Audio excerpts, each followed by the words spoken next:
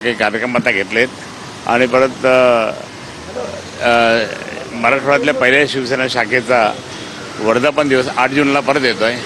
8 जूनला मोठं शिबिर त्या ठिकाणी आमच्या इथं घेतोय उद्धव साहेब येतील आणि त्याच वेळेस आमचा शिवसेना भवन जे तिथं बनवलेलं आहे त्याचं उद्घाटन पण होईल आणि त्याच्या आधी 15 तारखेनंतर 15 मेच्या नंतर माननीय आदित्य ठाकरे साहेबांच्या नेतृत्वाखाली जो पाण्यासाठी हंडा मोर्चा जो आहे अण्णा मोर्चात आम्ही काढतोय, मोठा मोर्चा काढणार आणि त्याच्या आधी आमचे रोजच्या म्हणजे आंदोलन छोटे मोठे सगळे असं आंदोलन करून जनतेकडे जायचं, बोलायचं, पाहायचं आणि त्यांना पाण्याचं सगळं समस्या सांगायची।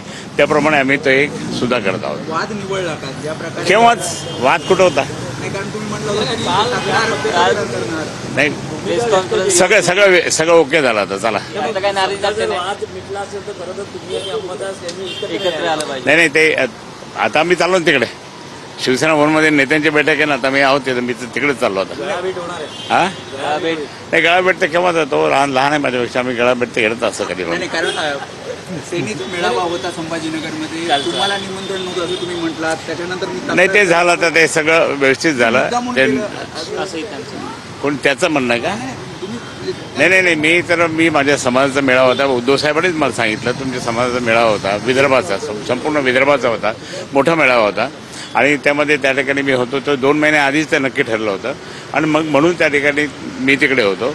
त्यांनी तोपर्यंत तिकडे मेळावा घेतला, पण आता ते याच्यानंतर आम्ही दोघांनी मिळून कार्यक्रम करणार आहोत, दोघं एकत्र बसून त्या ठिकाणी कार्यक्रम चॉकआउट करून, एकटा तो आणि एकटा मी, आम्ही दोघंही तसं नाही, आम्ही दोघांनी मिळून त्यांनी कार्यक्रम चॉकआउट करू आणि साहेबांची परवानगी घेऊ। तसं तुम्हाला समजून सांगितलं गेलं किंवा सूचना केल्या गेल्या तसं? हां ते रात्रीच नाही, पण जेव्हा अंबादास दानवे यांना काल तुम्ही जी भूमिका व्यक्त केली त्यानंतर अंबादास दानवेंचं असं म्हणणं होतं ते का आले नाही हे खैरे साहेबांनाच विचारा, तेच जास्त सांगू शकतो। नाही मग सांगितलं ना, मग मी कुठे गेलो होतो, 2 महिन्यापूर्वीचा माझा कार्यक्रम होता, विदर्भातला कार्यक्रम होता, तो विदर्भातला कार्यक्रम त्या ठिकाणी नक्की करून म्हणजे पूर्ण नागपूरला आणि तो संपला आणि नंतर रात्री उशिरा 4 वाजता आलो मी।